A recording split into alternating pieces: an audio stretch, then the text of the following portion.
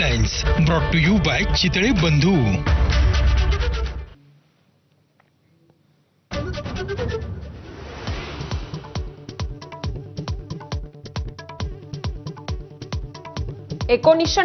ला वाजपेयींचं सरकार एकमतानं पडलं तेव्हा सत्ताधाऱ्यांचा एक खासदार मीच फोडला होता.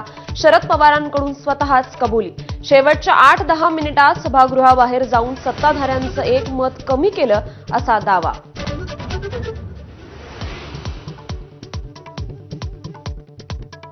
वोहरा समितीचा अहवाल केंद्रीय गृह खात्याच्या रेकॉर्डवरून गायब झाल्याचा संशय. अहवालात राजकीय नेते आणि अंडरवर्ल्ड यांच्या संबंधांवर भाष्य. माहिती उपलब्ध नसल्याचं धक्कादायक उत्तर. माझाची एक्सक्लुझिव्ह माहिती.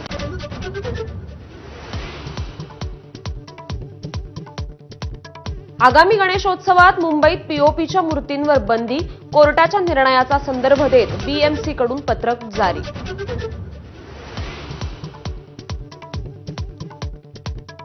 महिलांना बसच्या तिकीट दरात 50% सवलत दिल्यामुळे एसटी महामंडळाला रोज 3 कोटींचा फटका. परिवहन मंत्र्यांनीच बोलून दाखवलं वास्तव. यापुढे एसटीत सवलती देणार नाही अशी ही घोषणा.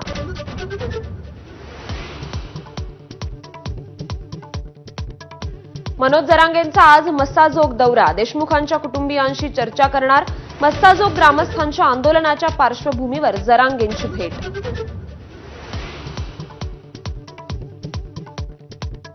अंजली दमानियांनंतर भाजपा आमदार सुरेश धसांकडून धनंजय मुंडेंवर आरोप. अधिकाऱ्यांची मागणी नसताना नॅनो युरिया, नॅनो डीएपीच्या खरेदीचा प्रस्ताव. मुंडेंच्या राजीनामा देण्याची मागणी.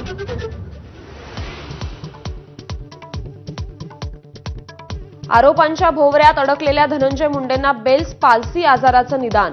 2 मिनिटही नीट बोलणं मुश्किल. ट्विट करत स्वतःच दिली माहिती.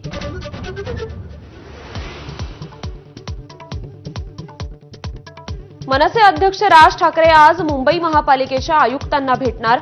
मुंबईतल्या विविध समस्या कानावर घालणार.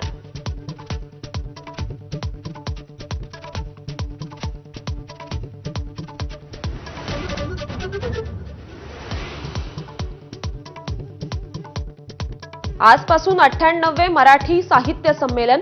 पंतप्रधान नरेंद्र मोदींच्या हस्ते साहित्य संमेलनाचं उद्घाटन. देवेंद्र फडणवीस आणि शरद पवारही उपस्थित राहणार.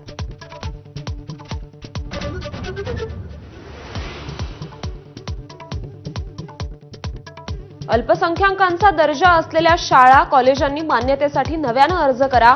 सरकारनं काढले आदेश. जुलै 2017 पूर्वीच्या शाळांना डिजिटल प्रमाणपत्र घेण्याचे निर्देश.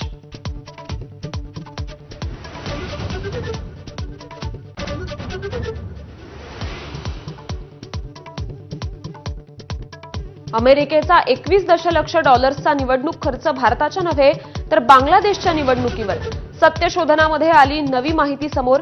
डोनाल्ड ट्रम्प आणि एलन मस्क यांनी चुकीच्या माहितीवर केली धाडसी विधानं.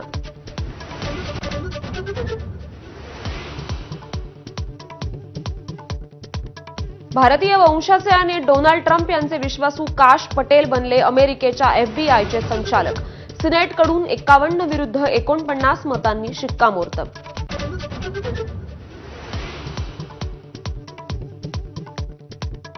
रोहित सेनेची चॅम्पियन्स ट्रॉफीत विजयी सलामी. बांगलादेशवर 6 विकेट्सने मात.